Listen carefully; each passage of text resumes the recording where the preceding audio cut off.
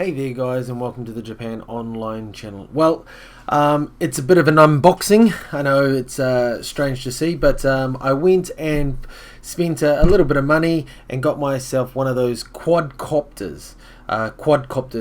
It's a helicopter with 4 propellers. This is the DJI Phantom 2. It's been out for a while now. There's the Phantom 1 or the Phantom, and then there's the Phantom 2.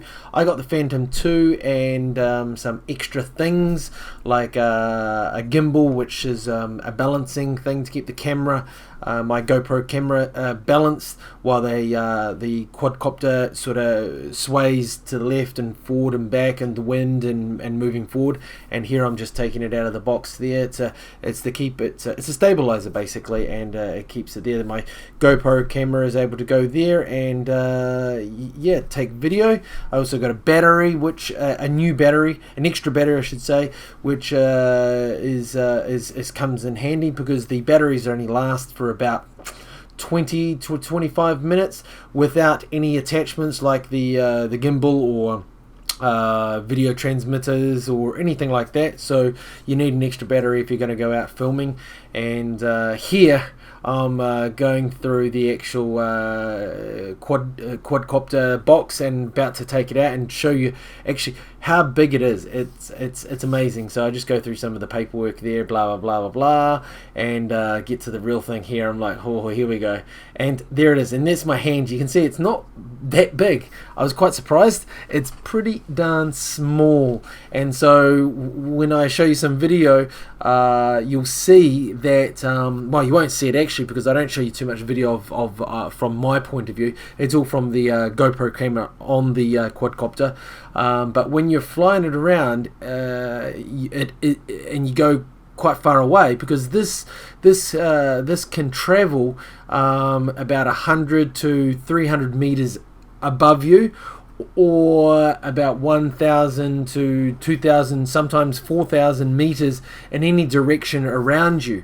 And you combine the height and the distance away from you, and this thing being only 3 or 4 hand spaces wide, it's just a dot in the sky, and it's very hard to see. But anyway, I finally get it all out of the box and start to put it all together, put the propellers on it, all the blades on it, and start charging the batteries and for my first flight. And I'll say I was a bit nervous.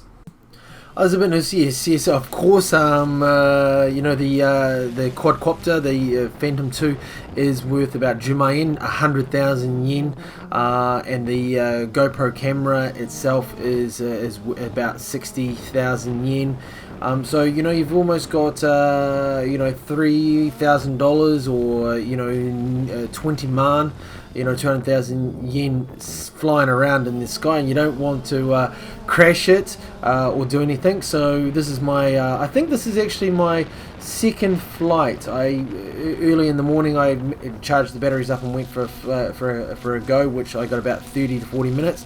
And then I went to a rice field on my way to pick up the kids and tried it out. And this was the first time I actually decided to get a bit of height on it. And it's supposed to go to about 120 meters high.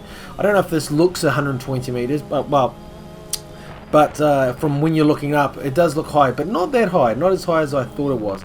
But I had a couple of crashes. Here's me flying around and bringing it in to sort of fly by me, and of course you get a bit nervous when you lose control, and you're like, I'm turning, oh, and there's my actual first crash. Not good there. Luckily the ground I was on was flying around on a rice field. It was quite soft, so it bounced a bit, and you can see I just pick it up and put it down. And so that was my first one. I think in total I've had 4 crashes. 4 crashes. Here you see a couple. Here's another one coming in for just getting the controls mixed up, and that was a bit heavier heavier, and I run over to see if it's all right. And yep. And as you can see by the I guess the not really grass, the weeds there, that there is a bit of wind.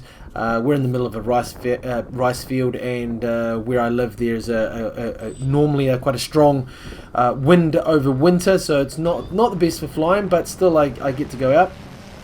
Here I'm actually quite high up in my hometown, and sort of you can see Mount Fuji in the far left-hand corner there, and that's Fukuroi City, and it's very windy up there, quite high, but it's a great view as you can see, and so I'm loving it. And this is probably my last crash and the biggest crash. There was actually a guy running around, and I decided to sort of fly and show it off a little bit, and this park is quite small, and there's trees sort of surrounding most of it, and I had a bit of a spin around and going around like a real racing car, and thought, oh yeah. And then as I'm going here, I turn around and there's a bit of a wind that sort of blows back, and I'm like, oh, can I get it up, go up? And no, I catch the tree, and boom shakalak, that thing went down. And luckily for me, it didn't really break anything. I think one of the propellers or blades had a couple of chips out of it, but nothing major. In fact, I still use that propeller now, and I'm just waiting for to when I actually really start wanting to film properly. And yeah, and this thing is pretty darn tough. Not really any scratches from that, but yeah. Anyway, thought I'd just show you a quick video on that, and I'll bring out part 2 of some other video coming soon.